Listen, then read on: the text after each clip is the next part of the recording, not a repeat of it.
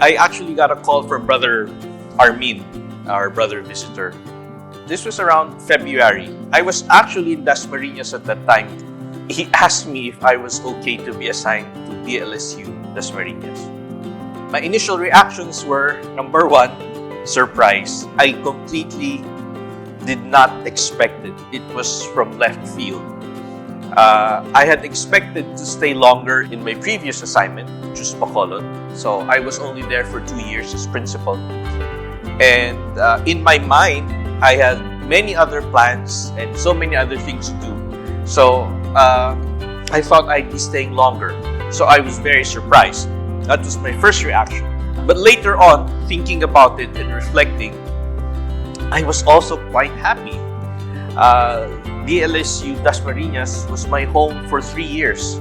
And I was very happy here as a young instructor at the psychology department. I have nothing but good memories of DLSU-D. I've had friends here. So I was happy to come home.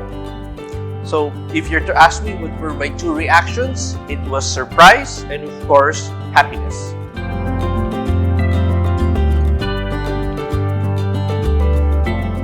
I think the most important experiences I've had entailed working closely with Brother Gus. When I was assigned here as a young brother years ago, Brother Gus was already the president.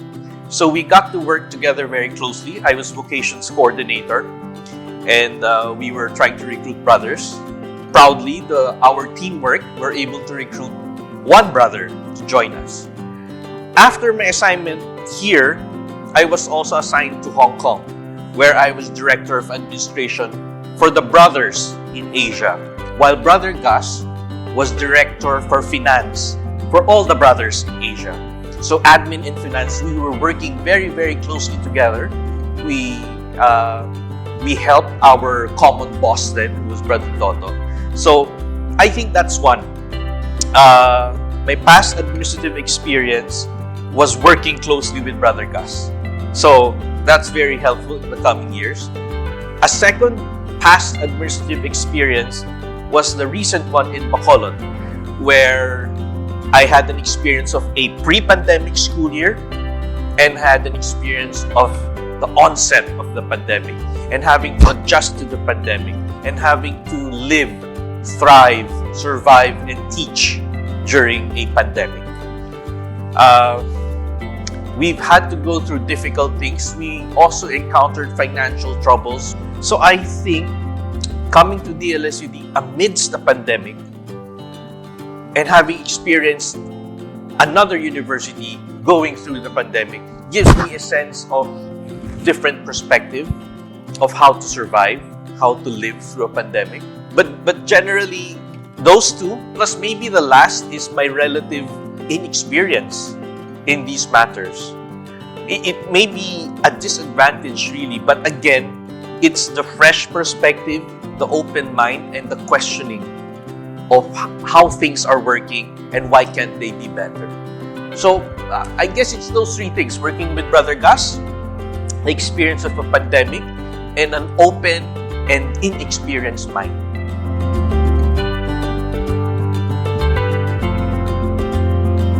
I have yet to meet my team in the university.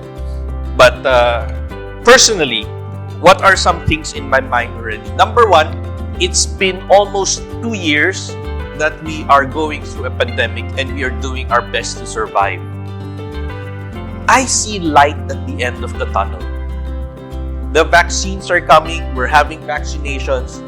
My priority is for us to begin to move out of survive mode into thrive mode.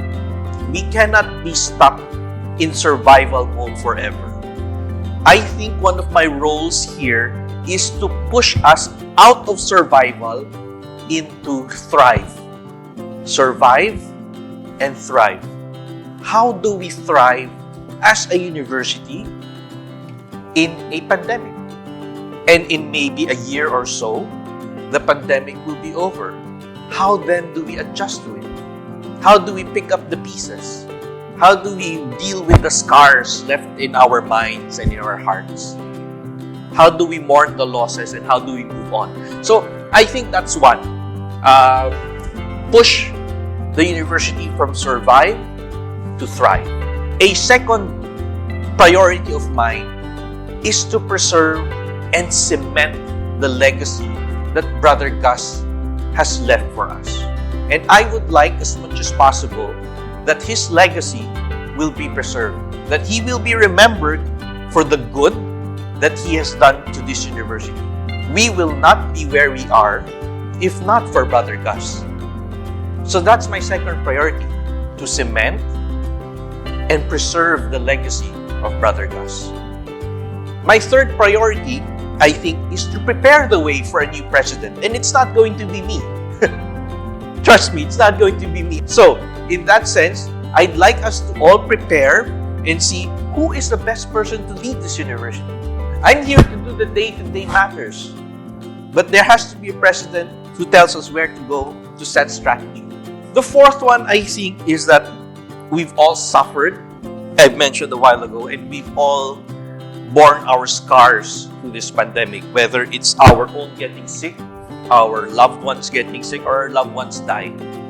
I think it's time for us to maybe look for ways where we can care for each other and give support to one another. It's very important to come to this university and know that you are cared for, you are being supported by your colleagues. So that's maybe a fourth priority of mine. How do we care for each other?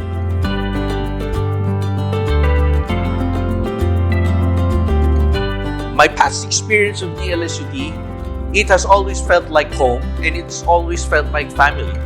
So I expect the community to be caring, to be supportive of one another. I also expect the university community to continue to build up what we've started. I think we should be proud that in Cavite, I don't think we have very close competition.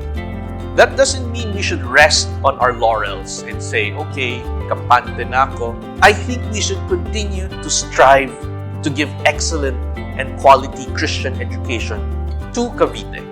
So those are two things, that we continue to be a family, we continue to be a caring community to one another, but at the same time, we should continue to strive to give excellent quality Christian education.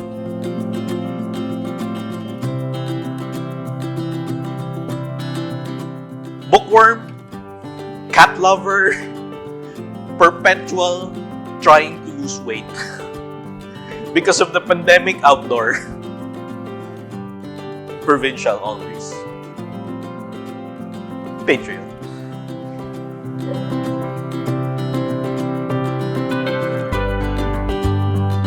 Dear colleagues, it's truly nice to be home.